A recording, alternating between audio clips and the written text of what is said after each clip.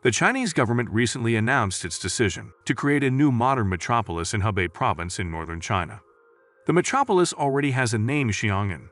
In its economic structure, it resembles some Chinese projects, such as the Shenzhen Special Economic Zone or Shanghai Pudong. Why does China need a new city, and who will live in it? As a Millennium Plan, the Xiang'an New Area Project in China is the first new national area to be established nationwide in the 21st century. Xi Jinping's large-scale projects to revive the trade routes, One Belt One Road, are pushing for a careful study of other initiatives of the President of the People's Republic of China. For example, just recently another idea was announced to create a new city of the future in China, Xiang'an. This grandiose project is not yet widely spoken about in the world. However, the possibility of such a point on the map of China arouses not just banal curiosity, but practical interest. On April 1, 2017, the State Council of the People's Republic of China issued a joint decree on the decision to create a new Xiang'an district in North China. To create a new Xiang'an district in North China, a site in Hebei province was chosen to accommodate the city. It is located at a distance of 100 kilometers from Beijing. The area of the city will be about 100 square kilometers, but then it will grow to 200 square kilometers. And in the future it can cover a 10 times larger territory. The location of the new metropolis was not chosen by chance. Firstly, this is the territory of northern China, which is developing less dynamically than the south. Beijing, with its permanent environmental problems, overpopulation and functional congestion, cannot play such a role now. Therefore, the new city should free the capital of China from many functions not related to administrative management. Secondly, this is a special highlight of the project.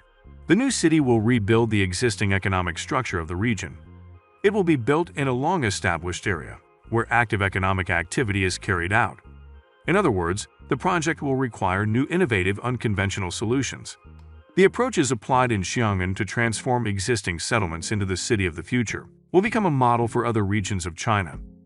This already brings this project from the regional level to the national one. As soon as the creation of Xiang'an was announced, it was compared with the city of Shenzhen transformed from a fishing village into a modern metropolis, as well as the Shanghai World Financial Center. Chinese are well acquainted with building million-strong metropolises practically from scratch. According to experts, the construction of the new city will provide employment for 5 million people. The Chinese leadership has announced that the construction of Xiang'an is designed to solve a number of problems. In addition to building an ultra-modern, world-class green city, using the latest environmental and information technologies, they also want to intensify the development of innovative industries as economic growth increases. The city will turn into a picturesque, ecologically clean landscape with blue skies, clean air, and clean water.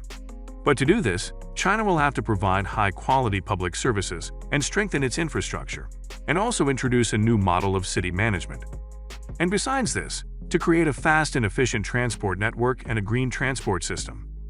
Through the construction of Xiang'an, the Chinese leadership plans to implement structural and institutional reforms to stimulate a viable market.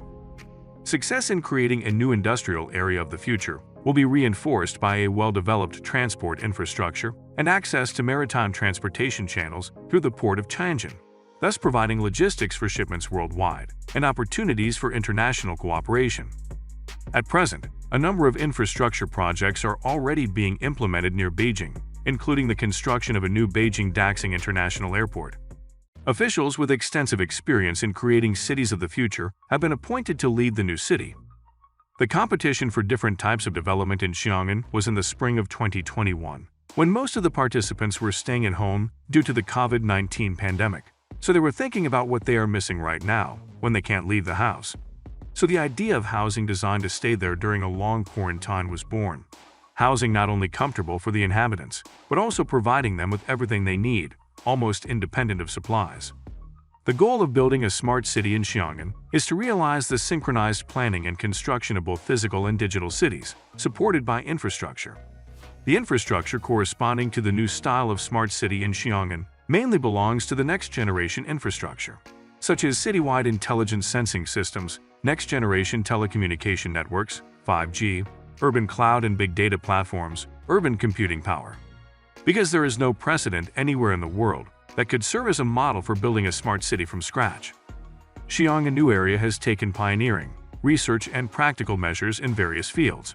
based on the experience of building other smart cities, largely attracted from China and other countries.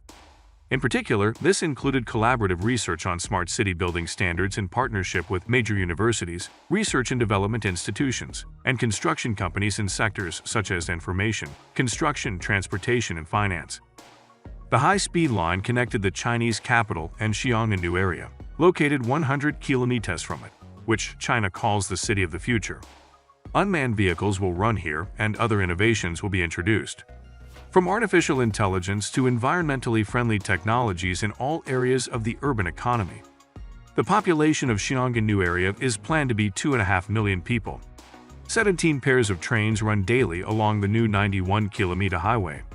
Their speed at the initial stage is limited to 300 kilometers per hour. Travel time between destinations is less than 50 minutes. It takes 19 minutes to get from Xiong'an to Beijing Daxing International Airport. According to official information, more than 4,000 enterprises were registered in Xiong'an, of which more than 2,000 firms are engaged in scientific research, software development, information technology, and technology services.